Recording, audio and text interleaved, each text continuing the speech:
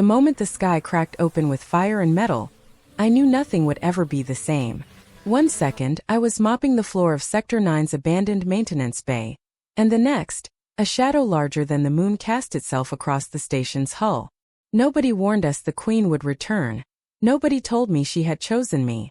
I'd been a janitor on the orbital arc for 7 years, invisible in the bureaucracy of 1,000 lives, armed only with a mop, a toolkit, and the stubborn belief that if I ignored the politics, they'd ignore me.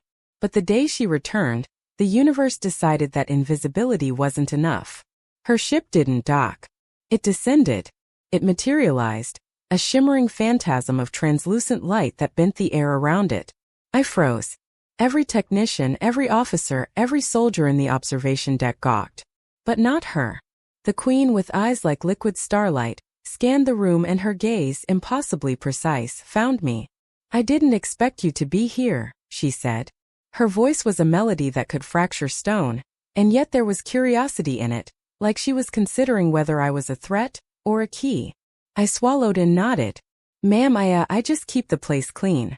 She tilted her head. "Cleanliness has a strange kind of honesty," she murmured. "It seems you've hidden nothing from me." But that was only the beginning. Weeks earlier, the station had been a hive of speculation. Rumors whispered through the corridors. The Queen had vanished, leaving the Galactic Council scrambling. I had scoffed at the stories, convinced they were embellishments for frightened officers. And yet here she was. And more importantly, she wasn't here to negotiate treaties. She was here for something else. Something personal. I spent the first hours of her visit sweeping the floors while her entourage glided past, silver robes reflecting the artificial starlight. I noticed the subtle tremor in her fingers as she adjusted her crown, the faintest hesitation before she spoke. Every step she took was deliberate, like a predator circling its prey, or perhaps an alien queen circling a human she didn't understand. "What is it you see when you look at this station?" she asked suddenly, stopping mid-step, eyes fixed on a smudge I'd failed to clean. "Do you see order or chaos?" I blinked. "Honestly, usually just dust and broken lights." Her lips quirked into something like amusement, or was it disdain? "Yet you survive. That is unexpected." What I saw next changed everything. The Queen, who had been feared across star systems, reached out a hand, not in threat but in invitation. I hesitated, mind screaming warnings I didn't fully understand. She wanted me to follow. Into the restricted chambers, the inner sanctum of the station, where no human had set foot in centuries. The air was thick with a metallic scent, humming with hidden energy. Crystalline structures pulsed softly, like they were alive. I realized this was not a station, it was a mind, an organism, and somehow I was inside it. And at the center, the Queen's true form shimmered, not entirely solid, as if she were both there and elsewhere. "I left for a reason," she said, and her voice cracked slightly, betraying a fragility she did not display in public. "And yet, the thing I sought found me anyway. Do you know why I returned?" I shook my head, fear pressing cold against my chest. "You made me realize something," she continued. "The Council expects me to command, to dominate, to exist beyond question. But what they never understood is that some truths cannot be ruled. They must be nurtured." That was only the beginning of the real revelation. The Queen had returned not to reclaim her throne or punish the Council, but because of a choice she had made years ago, a choice that had led her to observe me. She knew of the janitor who wandered corridors unnoticed, fixing what others ignored, listening when others dismissed. I, who had never held power, had something she needed: perspective, humanity, imperfection. I didn't understand it fully at first. I was just a janitor, a man who swept floors and patched conduits. And yet, as she spoke, I began to realize that her empire, her crown, even her very identity depended on understanding something I carried naturally: compassion without calculation. "Why me?" I finally asked, voice barely above a whisper. Her eyes softened. "Because no one else sees. And the truth I seek cannot survive without someone who can bear it, human or otherwise." That night, as I worked alone in the shadowed corridors, I thought about everything that had happened. I thought about the Council plotting, the soldiers whispering, the endless void beyond the station walls. And I realized that the Queen's presence had shifted everything. Not the station, Not the council. Me. But then came the twist I didn't see coming. A hidden chamber, unknown even to the queen, or so she claimed. Inside, holographic records glowed with images of atrocities committed in her absence. Planets burned, civilizations exploited, species hunted for experiments. And at the heart of it all, a weapon of impossible power, one the council intended to unleash if she did not return. You see now why I could not stay away, she said, voice low, tremulous. This station, this crown, it is not mine to wield alone. I realized then that my role had never been about cleaning floors. It had been about survival, about witnessing, about being present when no one else was. And the queen, magnificent and terrifying, needed someone like me. Someone who could stand in the gap between logic and conscience. What do we do?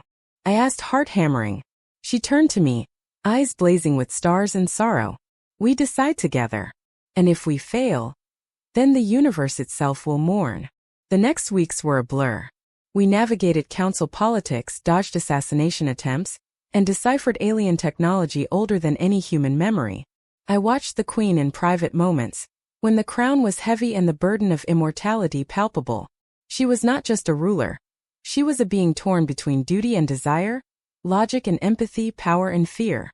And through it all, she depended on me. What is it about you that makes them hesitate? She asked one night as we stood on the observation deck, looking at a dying star. Humans are fragile. You should be terrified. I am terrified, I admitted. But I also don't look away. She laughed softly. It was almost musical, a sound that had not graced the station in decades.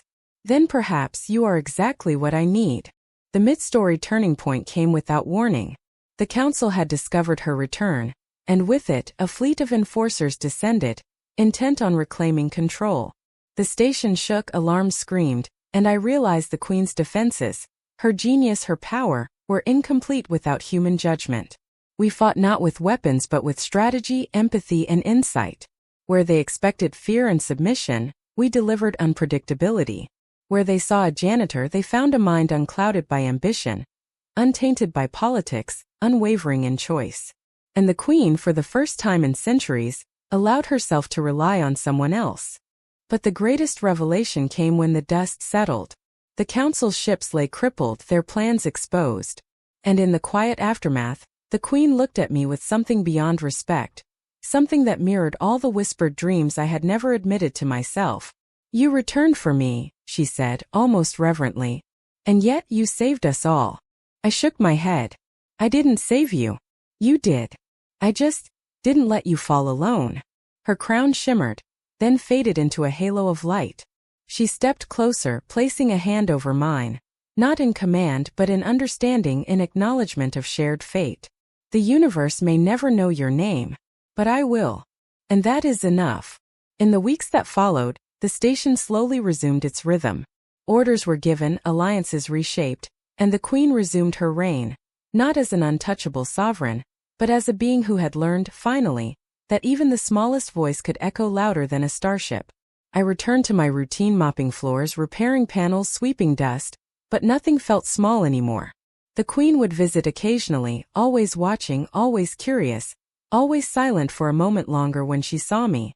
And each time, I felt the weight of the universe shift slightly, as though it were aware that a janitor and a queen had, together, altered the course of countless lives.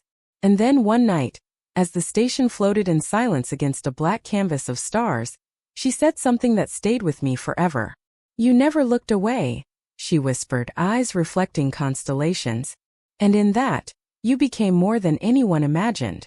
I smiled, mop in hand, heart impossibly full. I guess. Some truths just need someone to witness them. She nodded, a flicker of emotion crossing her features. And then without warning she disappeared. Just as suddenly as she had returned, leaving the station intact, the council humbled and me changed. The corridors felt emptier without her presence. Yet I knew she was watching, always watching. And in that knowledge I realized that the smallest act of presence, of courage, of honesty, could leave even the most powerful beings speechless. I finished mopping the last corridor and paused, looking out at the stars. Somewhere out there the queen moved among galaxies, but I carried a part of her return with me, The reminder that even the invisible, the overlooked, the human janitor could become the axis on which the universe turned. And that was the truth she could never fully command, but I could.